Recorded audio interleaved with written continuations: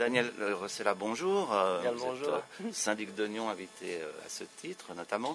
Il y a un phénomène qu'on voit à Nyon et dans sa région, c'est le phénomène des grues, des constructions. On construit beaucoup. Ce qu'on ne sait pas faire ou très peu faire à Genève, en revanche, il y a un problème qui est commun, c'est des loyers très élevés. Est-ce que le syndic de Nyon peut faire quelque chose pour arriver à ce qu'on ait des appartements accessibles par les jeunes, pour les personnes âgées, ou il faut laisser les lois économiques faire leur chemin? Alors on ne peut pas être spectateur du développement avec les seules règles économiques. Donc je pense que les autorités ont le rôle et elles doivent intervenir. Et on a des possibilités de le faire, soit par des plans de quartier, c'est-à-dire qu'au moment où on établit un plan de quartier, on peut négocier avec les propriétaires ou promoteurs un pourcentage d'appartements à un prix correct, ou avec nos terrains. Ça veut dire que avec un droit de superficie ou des règles qu'on peut imposer, on peut imaginer avoir des appartements moins chers qui, justement, peuvent être occupés par des gens qui ont des salaires moins élevés, par notamment des jeunes ou des personnes âgées. Nyon est presque à mi-chemin entre deux villes de plus grande importance, Genève et Lausanne. Alors c'est toujours la question, est-ce que les Nyonnais se sentent Nyonnais? Est-ce qu'ils sont plus attirés par les Lausannois, par Lausanne ou par Genève? Alors je pose la question au syndic, vous vous sentez plus Genevois ou plus Lausannois?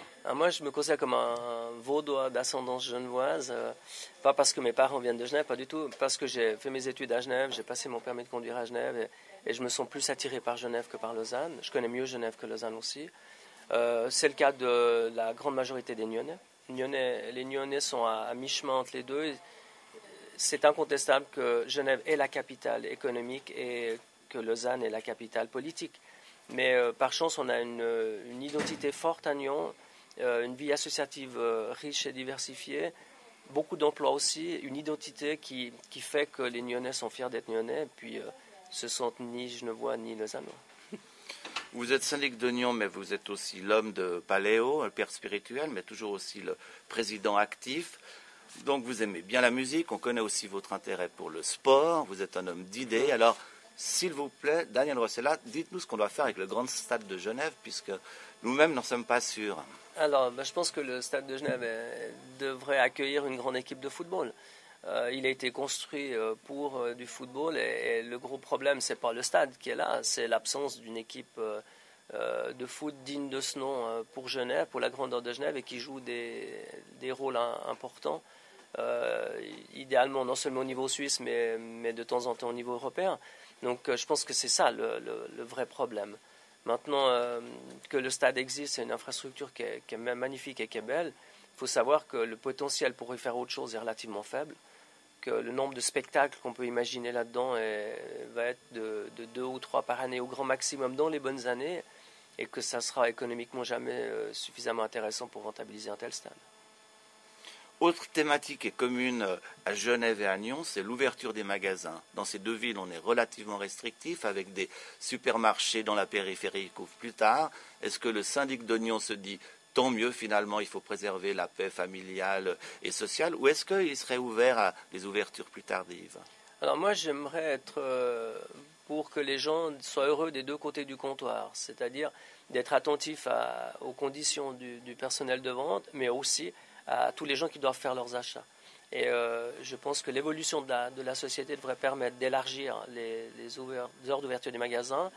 Idéalement, il faudrait une convention collective de travail au niveau national, ce qui éviterait une négociation dans chaque commune et qui ferait que ça soit plus équitable au niveau de la concurrence. Actuellement, on a une concurrence entre les villes et les périphéries qui est à mon avis, pas correcte, mais surtout qui engendre des grands besoins de mobilité. Ça veut dire que chaque fois, les gens doivent reprendre leur voiture pour aller faire leurs courses, ce qui est absolument pas logique.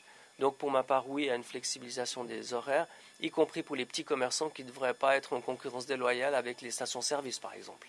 Dernière question, cette fois c'est au président de l'association Paléo. Le festival, c'est dans 5 mois. Comment se présente-t-il? Est-ce qu'il y a déjà une tête d'affiche que vous pouvez nous présenter? Alors tout se présente bien, mais au niveau de la programmation, c'est la phase la plus déstabilisante qui existe, puisque on n'a encore rien qui est confirmé, plein de choses qui sont possibles, mais moins d'espoir qu'à l'automne ou au mois de décembre. Donc on a un certain nombre d'artistes qu'on sait qui ne seront pas là. mais on n'a pas encore de confirmation. Donc c'est vraiment la phase la plus stressante de l'année. Dutroux est de passage à Genève ce week-end. Est-ce qu'il a signé son contrat? Il va signer son contrat Il est question qu'il soit au festival, mais rien n'est encore signé. Très bien, merci beaucoup.